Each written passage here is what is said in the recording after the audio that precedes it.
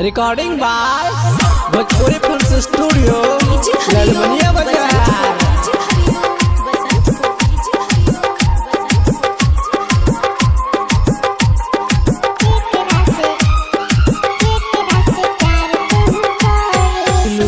Singing by Mukesh Pandit. हमके बता दे सवर की केकरा से प्यार तू करेलू, केकरा से प्यार तू करेलू। हमके बता दे सवर की केकरा से प्यार तू करेलू, केकरा से प्यार तू करेलू।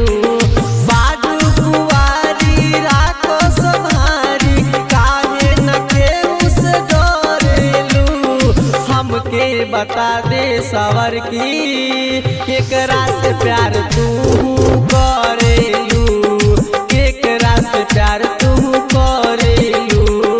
हमके बता दे सवर की केकरा से प्यार तू करेलू, केकरा से प्यार तू करेलू।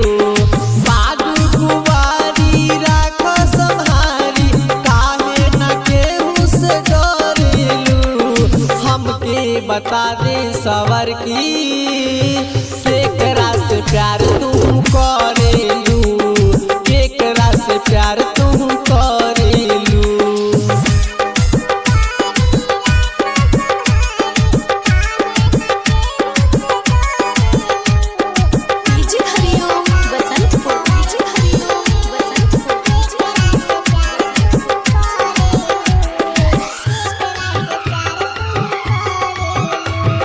जब से जवान भइलू तब से उठान कइलू, तनिको न शर्मा गेलू। हाँ, जब से जवान भइलू तब से उठान कइलू, तनिको न शर्मा गेलू। पागल हो जानी तोहरा के देखी हंस के जब अखिया मरलू। हमके बता दे सवर की केकरा से प्यार तू करेलू, केकरा से प्यार तू करेलू, केकरा से प्यार तू करेलू।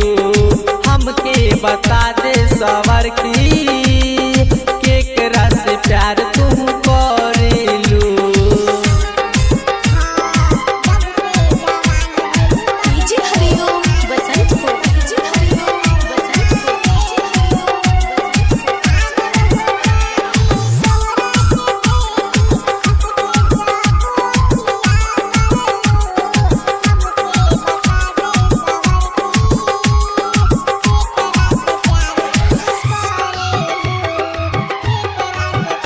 हाँ, मस्त बा जवानी टंच बाजू रानी, बुझ परेशानी होई मन मानी।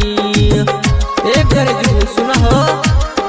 हाँ, मस्त बा जवानी रानी टंच बाजू, बुझ परेशानी होई मन मानी।